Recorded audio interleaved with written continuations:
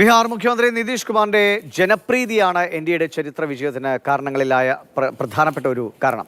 നിതീഷ് സർക്കാർ നടപ്പിലാക്കിയ സ്ത്രീക്ഷേമ പദ്ധതികളും വികസന പദ്ധതികളുമാണ് എൻഡിഎ തരംഗത്തിന് തന്നെ വഴിവെച്ചത്.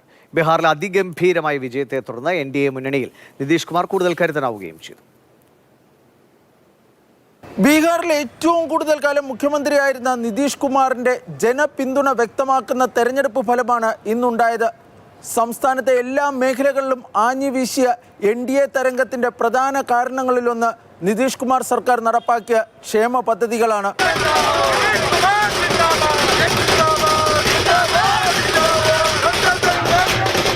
മധ്യപ്രദേശിൽ ലാഡ്ലി ബഹൻ യോജനയും മഹാരാഷ്ട്രയിൽ ലഡ്കി ബഹൻ യോജനയും തുണച്ചതുപോലെ ബീഹാറിൽ എൻഡിഎക്ക് തുണയായത് നിതീഷ് കുമാർ നടപ്പാക്കിയ മുഖ്യമന്ത്രി മഹിള റോസ്ഗാർ യോജനയാണ്.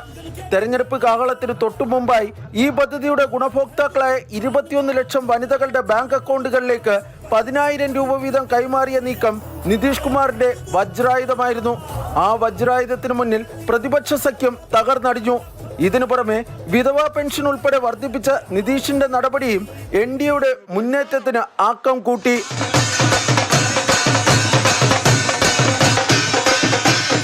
നിതീഷ് കുമാർ സർക്കാർ നൽകിയതിനേക്കാൾ കൂടുതൽ പണവും സൗജന്യങ്ങളും തേജസ്വി യാദവ് വാഗ്ദാനം ചെയ്തിരുന്നു. എന്നാൽ തേജസ്വി യാദവിന്റെ വാഗ്ദാനങ്ങളെക്കാൾ കൂടുതൽ ബീഹാറിലെ സ്ത്രീ വോട്ടർമാരെ സ്വാധീനിച്ചത് നിതീഷ് കുമാർ നടപ്പാക്കി കാണിച്ച പദ്ധതികളായിരുന്നു. 20 വർഷങ്ങൾക്ക് മുമ്പ് നിതീഷ് കുമാർ മുഖ്യമന്ത്രിയാകുമ്പോൾ ഉണ്ടായിരുന്ന ബീഹാറല്ല ഇപ്പോഴെന്ന് പ്രതിപക്ഷ പാർട്ടികൾ പോലും സമ്മതിക്കും.